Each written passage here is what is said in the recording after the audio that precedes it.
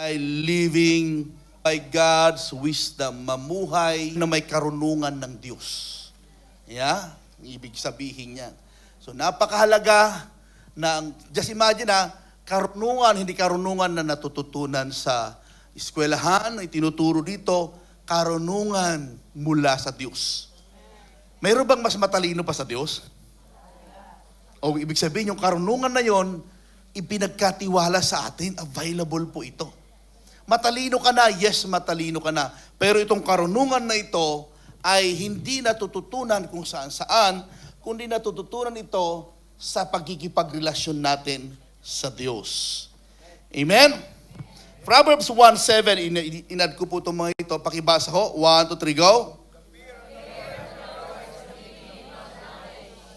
Proverbs 9:10.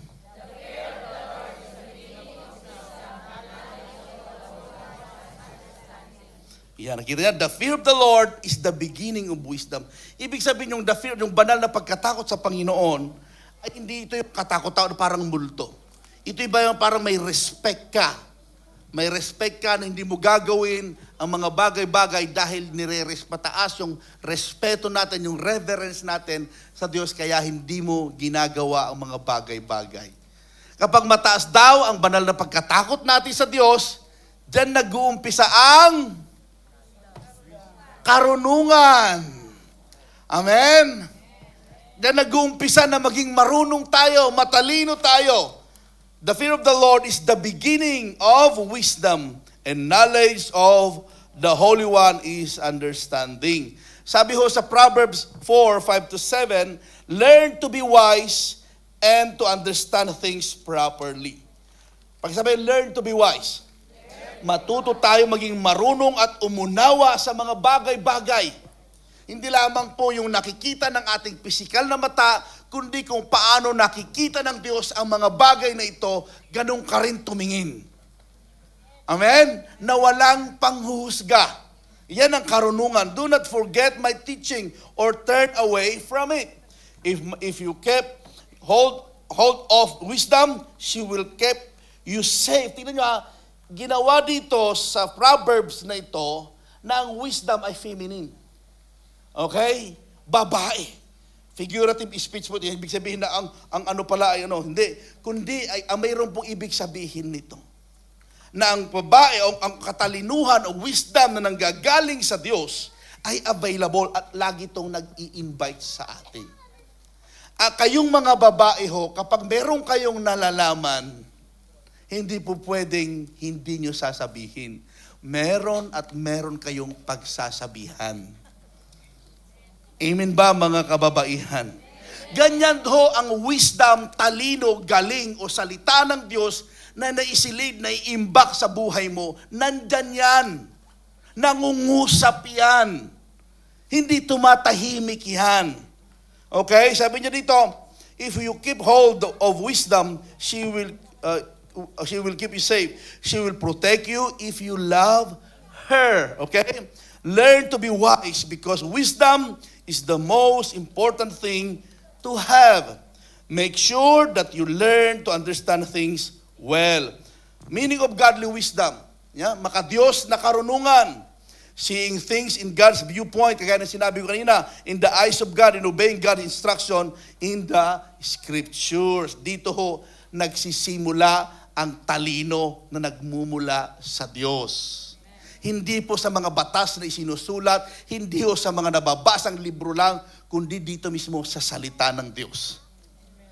Aminan tayo. Sino ito gustong maging matalino? Taas ang kamay. Okay. Sabi ng kanyang salita, ang katalinuhan daw na nagmumula o karunungan na nagmumula sa Diyos, galing dito. At sinabi rin ng kanyang salita, ng Biblia din, nabasahin daw natin ito araw-araw. Ngayon, sinong nagbabasa ng Biblia araw-araw? Taas ang kamay. O kaya pala, mabagal yung ating maturity, paglago sa mga decision making. Salamat anak. Dahil nga, madalang. Just imagine ho, papasok ka sa school, pero hindi mo binabasa ang mga lesson mo. Sa tingin mo, papasa ka? Papasok ka sa simbahan, aating ka ng Bible study, paating ka ng prayer meeting, pero wala kang sariling pagbabasa. Pag nagkaroon ng exam, papasa ka kaya? By the way, sa mga OD students, taas ang kamay. Ba't nahiya kayo? Taas. Gusto nyo mag-graduate, di ba? Mag-comply po tayo.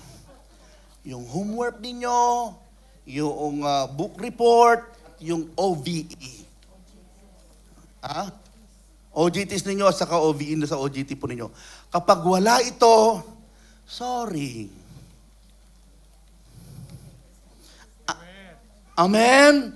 In fairness naman ho, sa mga iba na nagtatrabaho rin na almost 24/7 na nagtatrabaho, nakakagawa sila. Okay?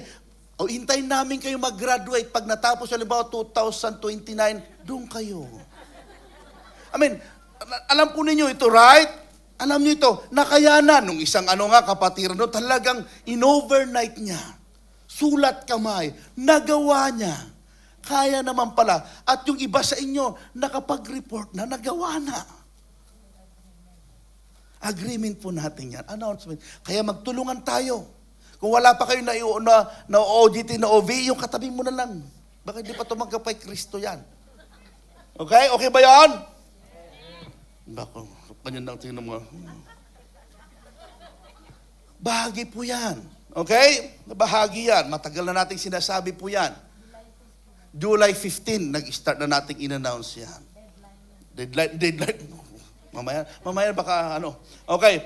Godly wisdom is not merely acquired, it is cultivated through relationship with God. Ang katalinuhan, karunungan daw na nagmumula sa Diyos ay hindi naka-acquired saan-saan, kundi sa pamamagitan ng pakikipagrelasyon. Kanino? Sa Diyos.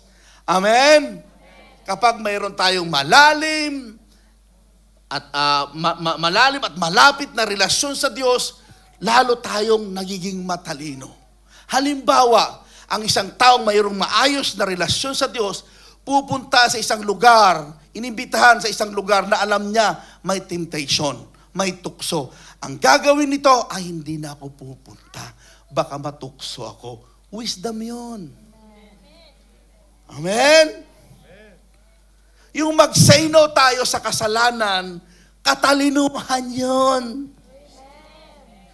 Amen ba yun? Sabihin mo sa katabi mo, kapatid, matalino ka naman, di ba? Tayo lahat ay may kakayanan. Ay, ako na lang po yun. Ano ko yun? Okay. His word, prayer, obedience, and wise influence. Number 1, seek God for godly wisdom. Hanapin po natin, siyasatin po natin, pagtuunan natin ng pansin, ang karunungan na nagmumula sa Diyos. Isig po natin, saan matatagpuan? Basahin ang salita ng Diyos, umatin sa mga Bible studies, magtanong. Amen. Sabi niya, kapag tayo nagsisik ng wisdom, karunungan mula sa Diyos, He rewards generously. Mayroong reward. Now, call on God who reveals hidden things. Lord, tulungan mo ako, Panginoon, na maunawaan ko mga bagay-bagay, ang mga ganitong sitwasyon. God is the source of wisdom and understanding. Sabi niya sa Proverbs chapter 2, verse 6. Sabi Proverbs 2, 3, and 5 sa New Living Translation. Cry out for insight and ask for understanding. Search for them as you would for silver. Seek them like hidden treasure. Then you will understand what it means to fear the Lord, and you will gain knowledge of God. Sinisiyasat, hinahanap, pinagtutuunan ng pansin. Kaya nga sabi niya, basahin ang kanyang salita, meditate, araw-araw. Kung tayo mismo, kayo na mismo sumagot, na hindi natin nababasa, pagdating ng Sunday, nagbasa tayo. Pagdating ng prayer everyday, nagbasa tayo sa umaga. Pero wala talaga yung pagsasaliksik, pagbabasa, lalo na pag naharap ka sa temptation, naharap tayo ng mga pagsubok sa buhay, niwala tayong salita ng Diyos na pinangahawakan, titiyakin ko sa iyo kapatid, bibigay ka. Amen. Ito, pagdating ho sa temptation, makinig kayo mga kapatid, pagdating ho sa kasalanan, hindi kailangan ho ng dramahan. Pagharap po sa tukso, lalo pagkasalanan, hindi damdamin ang gamitin mo. Isip. Amen? Isip ang gamitin mo. Isip ang gamit. Kasi kapag damdamin, delikado. Lalong-lalo na ang temptation dito sa mundo ngayon ay ginagamit ang ating mga damdamin.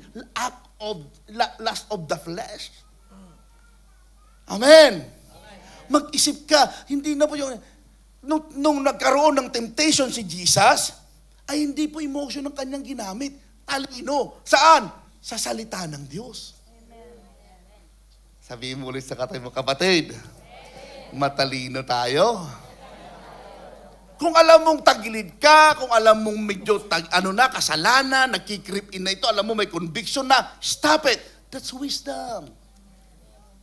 Amen? Yan po ay katalinuhan. Proverbs 8:17, I love those who love me, sabi ho and those who seek me diligently. Si King Solomon ho, winarningan siya pero nagpatuloy pa rin sa kanyang sariling gawa. Okay? Number 2, pakibasa ko yung number 2. Ngayon, seek wisdom. Hanapin mo. Tapos nahanap mo sa pamagitan ng salita ng Diyos, i-meditate mo na. Basahin mo. Bulay-bulayin mo. Amen? Anong ibig sabihin nito? Magtanong ka, mag-research tayo.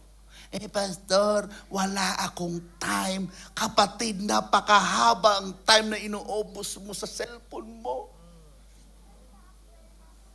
At ito pa, hindi lahat nang nakapost sa Facebook o mga nagpipreach sa Facebook na mga kapatid na ang AI, hindi Holy Spirit yan ha. Hello? Maganda pero wag kayong umasa doon. Minsan na may nakita ko, naggaganda ng kanyang sinasabi, ang dami niyang komento patungkol sa mga Christian church, ganito, ganyan, bla bla bla. And matalino, mayroong katalino, mayroon tayong isip. Tinignan ko, ni-research ko, sino ba itong taong ito na galing magturo dito sa Facebook? Tinignan ko kung paano siya magsalita sa church, sa mga church. Siya, wala siyang church. Doon lang. Hindi ko naman minamalit yun. Pero paano mo sasabihin, yung isang kongregasyon, na gagamitin mo ang platform na gano'n, no, ikaw mismo, wala kang sariling church. Minsan may libro naman, nagsulat. Although maganda naman ito, nagsulat patungkol pagpapalaki ng anak. Nabasa naman, siya mismo, walang asawa. Walang anak. Amen. Of course, may mga katalino kagaya ng Apostol Pablo, pero may mga sitwasyon na sa panahon ngayon, sa dami ng mga impormasyon, mako-confuse ka. Akala mo Biblia pero hindi na. Galing na pala sa iba-ibang mga Tandaan po natin, sabi ng kanyang salita, mag-ingat kayo sa mga mapagkunwari. Sabi niya, they are like a sheep. Nagmumukha silang parang tupa. Okay? Na nakikihalo. At pero sila ay mga lobo. Ibig sabihin, kapatid, pagbabasahin mo, mag-ingat kayo sa isang lobo na nag-aanyong tupa, nakikihalo. Hindi niya sinabi, mag-ingat kayo sa mga shepherd. Mag-ingat kayo sa mga sheep. Kasi bakit ho? Dito sa pulpito, ilan lang kami na tumatayo. Pero lahat ho, minsan katabi mo, minsan kasakasama mo, Kristiyano rin ako. Single ako, Kristiyano rin ako, malalim. Akala at may ibang motibo. You know what I mean? Nag-aanyong tupa. Pero mamaya may side comment sa'yo. totoo yung sinabi ni pastor. Nag-aral pa yung pastor niya. Oh, may mga ganon. Oh. Ito mo sinasabi ko, ganyan na ho ang labanan. Mag-ingat tayo. Hindi ko sinasabing may mga ganon. Pero ang sinasabi ko bilang pastor at mahal ko kayo, magdubli ingat po tayo. Sa mga ang pintuan ho ng tukso sa mata naririnig. Mamaya sa kasama mo, nagipag-asot mamaya, nadala ka na doon. Oh, mamaya hindi ka naniniwala sa God the Father, God the Son, God the Holy Spirit. Na mamaya iba na, napapalayo ka na. Oh, tapos masabi mo, pag wala kayo sa church namin, hindi kayo ligtas, magiging ganun ka na, delikado. Okay? Kaya mag-ingat tayo, maging matalino. Kaya ito nga pinapag-aralan natin ng ating church. Hindi lamang po katalinuhan na kundi maging mapagmatsyag sa mga sinasabi, ginagawa, sa nangyayari sa paligid. Hindi porket maganda ang nakapost, ang bilis mong mag-send ng like. Yung pala si Kibuloy ang nag-post doon. I mean, I'm not again, mga simpleng lamang ito, pero mag-ingat. Amen. Mag-ingat. Sabi ko, Lord, ito ang labanan. Sabi ko, Lord, ang church dapat maging loaded din tayo sa salita ng Diyos, maging mapagmatsyag din tayo. Why? Kasi hindi tayo lalalim sa Panginoon. Kapag malalim kayo sa Panginoon, tayong lahat, pakawalan na, napakaganda. Sabi nila, ang pastor or ang mga bishop, kami mga pastor, ay talagang pinupuntirya ng kaaway. Totoo yun. Pero alam nyo ba, sa pagdating sa kasundaluhan, ang general ho, hindi lumalabas na walang bodyguard. Ibig sabihin may nagbabantay. Ako, as a pastor, may nagbabantay sa amin. Nandiyan kayo. Alam nyo ang talagang nakakaswalty pagdating sa sundaluhan, yung mga nasa field. Sa Pilipinas, yung mga kapgo. Yung mga yung frontliners. At kayong lahat, tayong lahat. Kayo po ang nasa field. Kayo po nakakasalamuha karamihan. Nakakarinig, pagsakin mo sa bus, lahat. Ganyan lahat po. Of course, si pastor, meron hong mga atake ng kaaway, pero hindi ko minamalit yun, pero sinasabi ko, mas madalas ang atake sa inyo. Lalong-lalo na pag hindi tayo lumalim sa Lord. Amen ba yun? Sikuin mo yung katabi, amen. Amen. Okay. Kasi ngayon, may kabataan na, na-meet ni Brother King. Kabataan na umattend din sa baptism, pero kabataan pa lamang siya dahil di naman naturuan, wala pala. Zero siya talaga sa Diyos. Wala siya, hindi siya naniniwala sa Diyos. Why? Kasi siyempre ang parents, kung hindi naman naniniwala, hindi may ipapas. Yan na ang labanan. Kung ang Kristiyano, makinig kayo mga magulang, tayo kahit Pilipino, kahit dayo lang tayo sa bansang ito, kung tatahimik tayo, lalamunin tayo ng sistema sa mundong ito. Kailangan nating magsalita. Ibahagi ang pag-ibig ng Diyos, ang salita ng Diyos. Mag-invite, huwag magsawa na ibahagi na mayroong Diyos. Amen. Kung tatahimik ang mga tao na alam ang katotohanan, delikado. Halimbawa, nasusunog yung bahay ninyo. Umapoy yung kawali, nagpiprito ka, umapoy. Talagang nasunog na, umabot na sa kurtina. Nakita mo. Pumasok ka sa kwarto, hindi mo sinabi sa tatay mo, nanay mo, madaling araw yung tulog sila lahat. Hindi mo sinabi. Anong mangyayari? Lechon, sabi natin. Lechon. Minsan ganyan, may kapahamakan nang nangyayari. At least sinabi natin, at least winarningan natin, kaysa naman tumahimik tayo. Huwag tayong ma-intimidate. Wisdom demonstrate through obedience. Okay? Ngayon naman, nahanap, meditate. Ngayon yung na-meditate mo, nabasa, isa sa pamuhay sa pamamagitan ng pagsunod. Sabi pagsunod. Louder, pagsunod.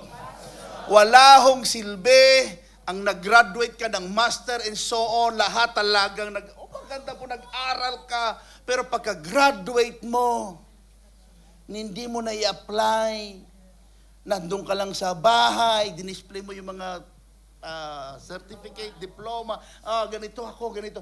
At hindi ka nagtrabaho. Sayang. Maraming ganon. 20 years na tayong nakakarinig, nagmasteral na tayo. Amen. 20 years na tayo nakakarinig ng salita ng Diyos. Magpatawad ka. Hanggang ngayon, back subject natin.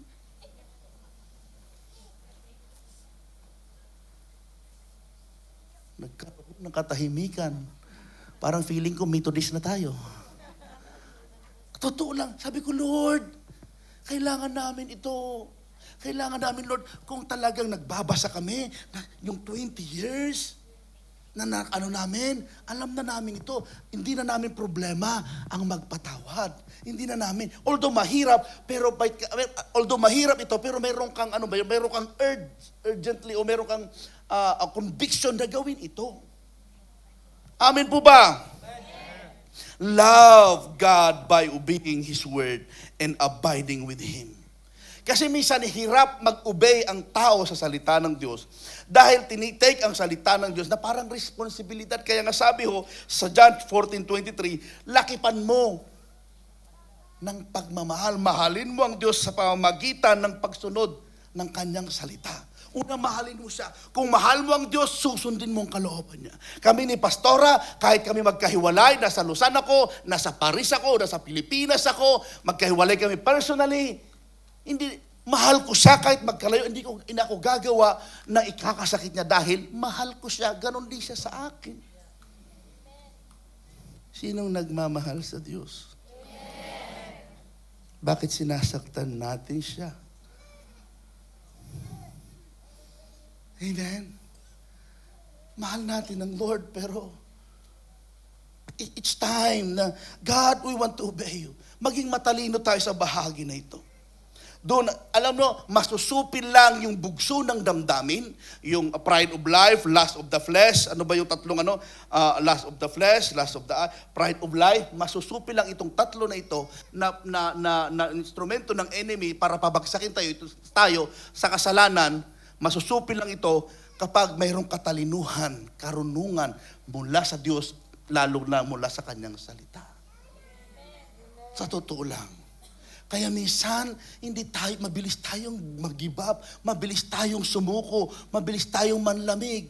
Kaya minsan kapag tinatanong ka, bakit wala ka sister? Bakit wala ka brother? Kumusta ka na? Nanlalamig ka na yata. Tumatalikod ka na yata sa Panginoon. Kumusta ang devotion mo? Kumusta ang prayer mo? Yun nga po hindi na ako nagpipray, hindi na ako nagbabasa.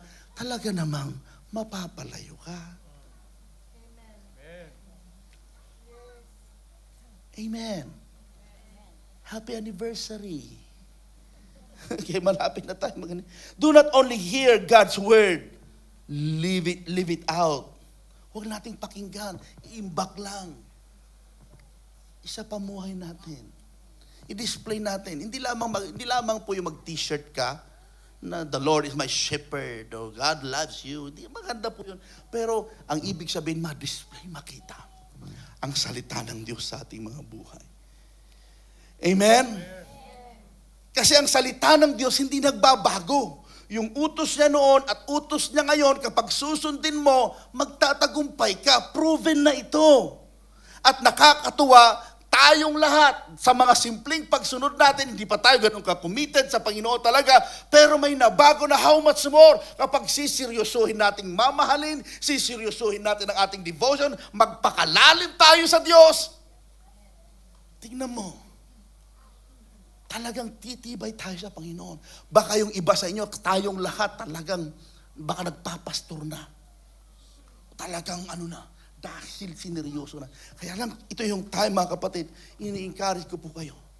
Maglaan tayo ng panahon na mag-seek ng wisdom na nagmumula sa Diyos, i-meditate ang salita ng Diyos, i-apply. Isagawa. Amen? Babasahin ko po ito. Dahil minsan nilalaktawan ngayon ng mga ibang mga churches, basahin ito. Pero I want to read and share this gospel. Because ito pa rin po ay salita ng Diyos at ito'y sinulat bago pa nangyayari ang mga nangyayari ngayon. Romans chapter 1, 26, 27. Because of this, sa Tagalog ko na lang basahin para ramdam natin. Dahil dito'y hinayaan sila ng Diyos sa mahahalay na pagnanasa. Ayaw nang makipagtalik ng babae sa lalaki ayon sa likas na kaparaanan. At sa halip, kapwa babae sila na ikipag-ugnayan. Ganon din ang mga lalaki. Ayaw na nila makipagtalik sa mga babae ayon sa likas na kaparaanan. At sa kanilang kapwa lalaki sila nahuhumaling. Ginagawa nila ang kasuklam-suklam na bagay, kaya't sila'y paparusahan ng nararapat sa kanilang masasamang gawa. Ang tanong, itong verse ba na ito, nangyayari ba? That's the wisdom of God.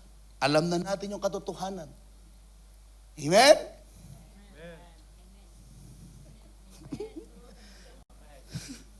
Kaya napakahalaga po ito. Ito naman sabi naman niya sa Corinthians, babasahin ko lang po, Corinthians 9, 6, 9 to 10. Sabi niya sa Tagalog, hindi ba ninyo alam, ang makasalanan ay walang bahagi sa kaharian ng Diyos? Huwag ninyong dayain ang inyong sarili. Ang mga nakikiapid, sumasamba sa Diyos-Diyosan, nangangalunya, nakikipagtalik sa kapwa lalaki o babae, nagnanakaw, sakim, naglalasing, nanlalait ng kapwa, kasama yung chismis noon, o bambubuli, o nandaraya, ay walang bahagi sa kaharian ng Diyos. Napakasarap i-meditate ang salita ng Diyos. Amen! Sabi nila, huwag mo nang ibaha. Marami kasi nagsasabi na dapat ganito. Pero alam nyo, ibabasahin natin ito, hindi para saktan ang bawat isa. Babasahin natin ito para madagdagan ang kaalaman natin na ang mga bagay na hindi dapat nating gawin. Amen. Eh kung hindi ko babasahin, akala natin normal lahat, ipinasa ng batas. Akala wala na. Palakpakan natin ang Panginoon. Para yung iba sa atin, hindi na humihinga. Mahal po natin ang Diyos. Sabi ko, Lord, minsan nagpipray ako, Lord, iiwanan kong legacy? May iwanan ko. Parang Pastor, mag-50 ka pa lamang, legacy na iniisip mo. Yung parang iniisip mo yung Lord, kapag ako'y kinuha mo, ano maalala nila? Nireview ako ng Lord. Anak, legacy mo ba ang maiwanan? Ang maalala nila o ako? Ang Lord, kahit di na ako maalala, ikaw na lang kanilang maalala. Amen. Ang hirap. parang nangingiti ako sa sarili ko eh. Parang gagawin kang santo, si Saint Cecilio. Hindi. Sabi ko, Lord, sorry po. Hindi dapat ako makilala. Ikaw pala talaga dapat makilala. Maalala nila. Amen. Maalala naman ako, pero siya pa rin ang may tuturo. Amen po ba? Amen. Okay. Tapos sabi niya, mga kabataan, mga pinipresyos bilang pamilya. Pagdating nyo sa sabi niya, the elder women as mothers. Sabi niya sa Tagalog, ituring ninyong parang sariling ina ang nakatatandang babae. So may respeto. Yes, may biruan tayo, pero alam natin yung hangganan. May respeto, boundary.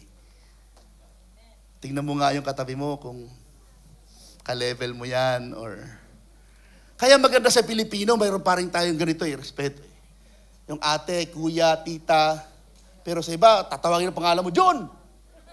Di ba? Yung mga normal na John, wala na. Hindi naman tinaghahanap na, pero ganun na. Kaya, tapos pangalawa, sabi niya, pakitunguhan mo ng lubos ng kalinisan ng mga kabataang babae tulad ng iyong mga kapatid. Kita mo kapag magkasintahan kayo at di pa kayo kasal, ituring mo kapatid yan. Yan ang ibig niyang sabihin. With purity. Amen. Hindi mo aakbay-akbayan, hindi mo, kapatid Pastor, Sabi ng salita ng Diyos. Maganda masabi natin ito, mapakinggan natin, wisdom ito. Kapag hindi natin babanggitin, akala natin okay lang. Si Pastor Ho, kaming dalawa ni Pastor, nagpastor kami ng youth sa Vienna. Tinuruan namin sa biya't grasya ng Lord. Kasi minsan yung sa normal na, sa mga kabataan natin, okay naman mga gusto nating i-preserve sila. Pero hindi lamang sa mga kabataan na kahit tayo lahat dito. Selfie. Nakikipag-selfie, umaakbay yung babae doon sa Sabi ko, huwag kayong sampay ng sampay. Selfie lang, nagkakakbayan kayo, selfie lang. Huwag sampay ng sampay kung saan. Amen. Kasi lalaki at babae pa rin yan. At ngayon, hindi lamang sa lalaki at babae ngayon, sinulat na ng Biblia. Amen po ba? Ang tawag dito, hindi pag-i-stricto, pag-iingat. Amen. Kailangan masabihan, mabasa, makita, marinig. Para pagdating ng araw, huwag nating masabi na hindi ko narinig. Number 4, pray in faith for God's wisdom. Na-meditate mo na, Lord, tulungan mo ako na maunawaan ko na may pananampalataya. Ask God for wisdom. Paano kisa sa pamuhay ito? Bring your worries to God. In His peace guards you. Lahat, i-apply, habang ina-apply mo ito, lahat ng mga bahagi ng buhay mo, lakipan mo ng kanyang salita, panghawakan mo ang salita ng Diyos, hindi lamang yung salita ng Diyos na naririnig nyo every Sunday, nagbabasa ka, tignan mo. Titibay ka. Iiwas ka sa alam mong mali. Kasi nga, alam mo yung totoo. Hello? Paano kaya kung dito sa Switzerland ay walang batas na hindi natin alam. May batas pero hindi natin alam na bawal magtapon kung saan-saan. Alam mo, may batas pero hindi natin alam. Sa tingin nyo, exempted tayo? Di ba? Kaya hindi natin pwedeng sabihin na hindi ko alam. Alam natin. Amen? Hallelujah! Palakpakan natin ang Diyos. Malapit na ako matapos. We're gonna sing the last worship song. Number 5, receive and follow God's counsel. Minsan kasi pag sinabing God's counsel, ini-expect natin na God's counsel yung lang, yung parang, yung mag-aakma sa'yo. Minsan ang counsel o payong o runong mula sa Diyos, talagang susupilin yung nakasanayan mo. Amen? Sino dito? Bakit naman? Sino dito? Mayroon kang pinayuhan, o tayo na mismo, pinayuhan tayo, nung di pa tayo Kristiyano. Sinabi, huwag mong gawin yan, huwag mong gawin yan. Sinabihan ka ng nanay mo, ng asawa mo, ng kapitbahay mo, ng mga tao sa paligid mo. Pero ginawa mo pa rin. Okay? Sinong napahamak? Yung nag-counsel o yung hindi sumunod? Alam natin, amen? Lalong-lalo na pag Kristiyano na tayo. Alam nyo, hindi napapahamak si pastor, si leader na nagpapayo sa'yo. Ang napapahamak ikaw pag hindi ka sumunod. Pag sumunod ka, napapabuti ka. Amen? Naunawaan po natin. Hindi napapahama. Hindi natin inano ang counsel ng Diyos, ang Diyos pa rin siya. Pero tayo napapahamak. Naalala ko nung araw, sabi ng tatay ko, kasi nga, hindi ko maitago. Fourth year high school, malapit na kami mag-graduate. Diyos ti alwad na nga tatang ko. Sabi niya, nakasursaruam ti aginom. Saan ka natutong uminom? Ang tatay ko maliit siya, pero ang lagi niyang hawak-hawak nung araw, yung Chris. Nakaganon sa pintuan namin. Hindi ako umiimik. Sabi ko, hindi ko naman masabi. Nung sinasabi niya sa akin, lasing-lasing siya.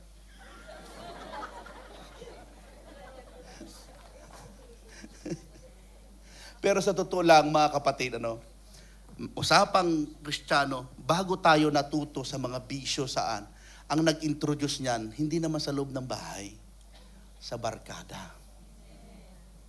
Sa barkada. Kaya napakahalaga, lalaktawan ko nito, napakahalaga yung ating mga pakikipag-associate sa iba. Naranasan ko noon, nasa Jollibee ako nagtatrabaho sa Dagupan. Magkasama kami, talagang Ilocano, Pangasinan, magkasama kami. Yung isa palang kasama namin may atraso doon sa mga nagbabangka, yung mga yung mga nagtatawid sa may pantal to basta yung nagpamamamasahero nagbabangka. Hindi bangka ng sugal ha, yung boat. Mga talagang sabi nung isa atari sa Pangasinan. Dahil isa may kasalanan, kasama namin, damay kami. Binugbog kami lahat, bubugbugin, takbo, karipa. Sabi ko, wala namang kasalanan, nakikisama. Alam mo yun, mahirap kayo yung napapasama ka, na wala ka namang kasalanan, yung pala yung kasama mo may sabit. Kaya hindi ko naman sinasabing pag-isipan yung mga, mag-ingat tayo sa mga pakikipag-associate po natin. Alam niyo po, isang magandang patutuko ito sa glory ng Lord. Nung nag-college po ako, mga ka-boardmates ko po, lahat po kami Kristiyano. Ka-boardmates sa college sa Dagupan. At naalala ko ngayon, sabi ko, yung isang kasama ko, si Biner, ka-birthdayhan ko actually yun ng 19, nagpapastor na sa may Gapan, Nueva Ecija. Yung isa naman, si Michael, nakasama ko sa namin sa room, nagtuloy pa rin sa Kristiyano, nagba-Bible study siya nakasakay ng barko, siya pa rin nagba-Bible study, nagpapatuloy siya. Si Jason, na taga Claveria, Cagayan, nagpapatuloy, may mga connection pa rin. Yung alam mo, yung naumpisahan pala, napakaganda pala, nung kaya mga kabataan, yung mga kasama nyo, kung sabay-sabay kayo mag-grow, one day, dadalhin yan, magtutulong-tulong kayo, one day, dadalhin nyo yan. Kaya napakahalaga, kung siguro ang kasama ko nung araw, hindi Kristiyano, kahit Kristiyano ako, mapapahamak. Kaya napakahalaga yung circle of friends po natin. Amen po ba? Learn God's ways. Not just His works. Trust God for greater wisdom. Seek God's ways for righteous walk. Dito po, number 7 na po, associate with wise people. Ang isang gusto maging matalino, maging marunong, makipagkwentuhan niya ng may karunungan, hindi lang puro kwentong barbero. Nasasabi ko ito dahil sa ganito na ako, pero minsan, pag wala namang kwentang pinag-uusapan, better stop it. Amen? Kung kwento ng buhay ng may buhay, o palitan ng text na wala namang hindi na. Amen? Napakaganda kaya pag nag-uumpisa, nagkukwentuhan tayo patungkol sa kabutihan ng Lord, pagpapasalamat. Pastor, so much spiritual, yun nga minsan Kapag pinag-usapan ng spiritual, na-allergy tayo. Pero pag-usapan ng mga NBA, basketball, hindi dapat pag spiritual pinag-usapan, excited ka, nga, ano ibig sabihin ng ganitong verse, anong ganito? Yung bang magkaroon ka ng interesado ka talaga. Amen po ba? Naalala ko, Pastor Larry, nagkukwentuhan lang kami doon sa kitchen, doon sa retreat center, kasama yung mga ibang mga leaders na kalalakihan. Habang nagkukwentuhan kami, talagang tumatayo yung mga balahibo namin. Hanggang mamay nag-iiyakan na, and we pray, worship kami nila Kuya Onald, yung mga ibang mga leaders, kami nila Pastor August, nandun na kami. Habang pinagkukwentuhan namin ang kabutihan ng Diyos, ang salita niya, nandun yung presence ng Lord. Amen? Po pwede yun. Kung ayaw nating pagkwentuhan, talagang ang bababa, hindi espiritu ng Diyos, espiritu ng kayabangan ang bababa. Amen. Naunawa po ba natin, mga kapatid? Kaya mag-ingat po tayo sa pagiging associate. Itong dalawa na picture. Okay? Yan. Yung isang tiklis na kamatis. Alam na natin ito.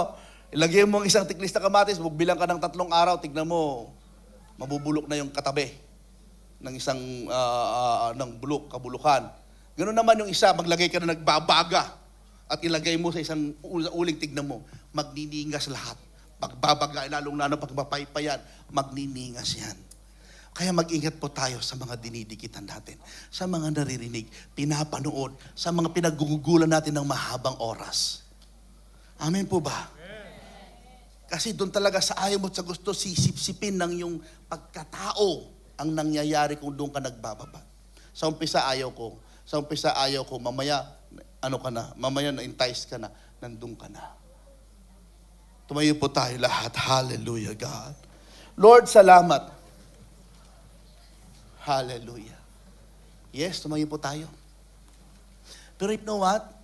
Ang nakakatuwa, dahil sa pakikinig at pakikinig natin ng salita ng Diyos, pagdating ng mga gawain kagaya nito, sa totoo lang, marami nang nabago sa buhay natin.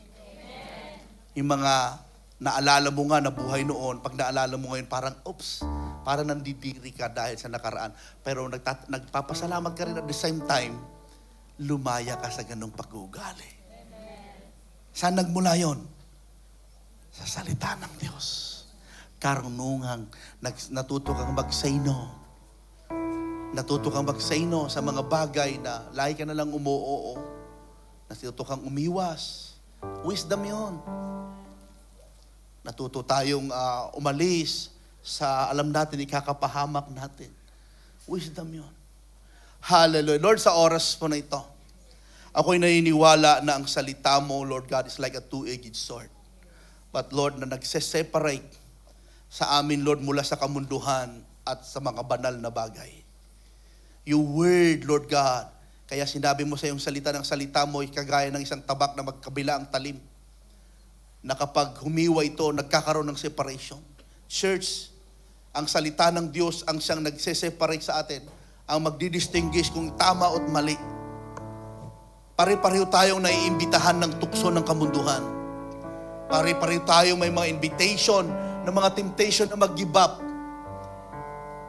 Pero dahil may salita ng Diyos, kaya ka hindi ka bumibigay. Kaya ka hindi tumatalikod. Dahil ang salita ng Diyos na meditate mo, isinasa pamuhay mo, yan ang nagdadala sa iyo sa biyaya at grasya ng Lord ng tagumpay araw-araw. Pero nakikiusap ako, lalo pa nating laliman ng ating pagkikipag-ugnayan sa Diyos. Pahalagahan pa natin ang kanyang salita. Yung katalinuhan na nagmumula sa Diyos ay dumaloy sa buhay ng bawat isa. Para matuto tayo na mag-say no anumang mga invitasyon ng kamunduhan. Oh God. Come on, pasalamatan mo ang Panginoon with your own lips. Pasalamatan mo dahil unti-unti kang binago. Pasalamatan mo dahil pinalaya ka sa self-pity mo, pinalaya ka sa mga bisyo mo, pinalaya tayo sa mga sama ng loob, sa sugat ng damdamin, pinagaling po tayo. Oh, thank you, Lord. Hallelujah. Maraming salamat, Panginoon, sa kabutihan mo. Salamat sa pagbabago ng aming buhay. Salamat, Panginoon. Di mo ako iniwanan, hindi mo ako pinabayaan. Sige, sa pasalamatan mo ang Diyos. Habang nagpiplay ng kanilang mga instruments, even yung worship team, pasalamatan, mamaya tayo umawit, lahat tayo magpasalamat. Dahil ang Diyos, binago niya tayo sa pamamagitan ng kanyang salita. Salamat, O Diyos. Salamat. May buhay kami na walang hanggan. May bagong buhay kami. Maraming salamat, O Diyos. Maraming salamat, Panginoon. Hallelujah. Oh God. Sige ho. Mag-umpisa mong buksan ang iyong bibig. Magsalita ka, banggitin mo, isa-isahin natin ang mga ipinagpapasalamat na pagbabago o transformation na ginawa ng Diyos sa atin. Sige ho, mamaya muna tayo aawit. Banggitin natin muna yung mga pasasalamat mo. Oh, hallelujah. Huwag kang matakot, huwag kang mahiya sa katabi mo. Maganda binabanggit mo. Naririnig ng iba at naririnig mo rin para napapaalalahanan ka na ang layo na ng narating mo. Ang dami ng ginawa ng Diyos sa buhay mo, sa buhay natin. Oh God! Oh yes Lord, yes, pakinggan mo ang aming mga pasasalamat. Oh, minsan kami nagkasakit, pinagaling mo kami. Minsan kami walang-wala, pero pinagpala mo kami. Oh God, oh, dinalhan mo kami, Panginoon, ng blessing, favor after favor. Minsan kami nanlamig, pero binalik mo kami. Oh God, maraming salamat. Maraming salamat, oh Diyos. Oh God, pinapakinggan ng Diyos ang mga pasasalamat mo. Naririnig ng Diyos ang bawat pasasalamat. Nasaan kaya kami, Panginoon, kung di mo kami natagpuan? Kung di mo kami binago, nasaan kaya kami, O Diyos? Oh, salamat na lang, Lord. Punong-puno ka ng habag at pang-unawa sa amin.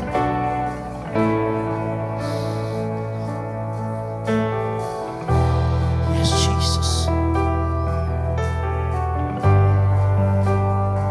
Sing that song.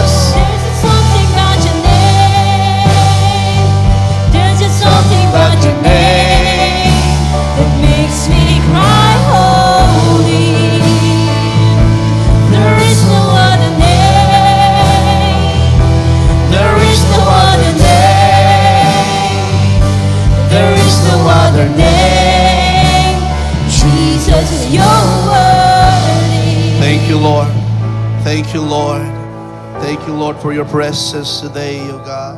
Please find a partner and pray to one another.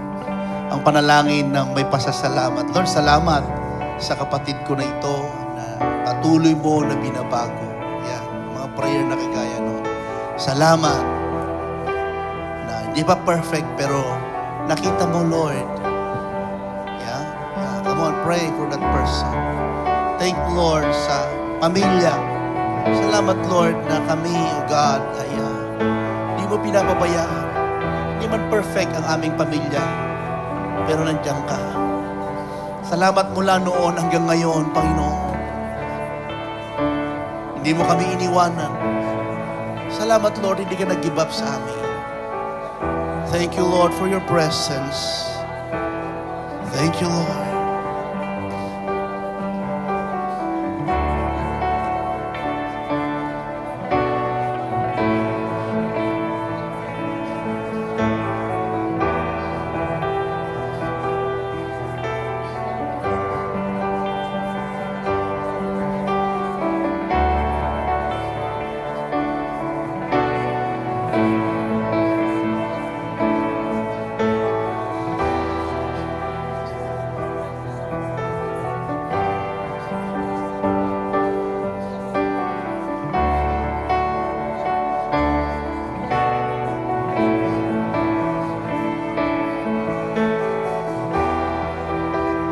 Jesus. Thank you, Lord. Hallelujah. Amen. Amen. Palakpakan po natin ang Panginoon.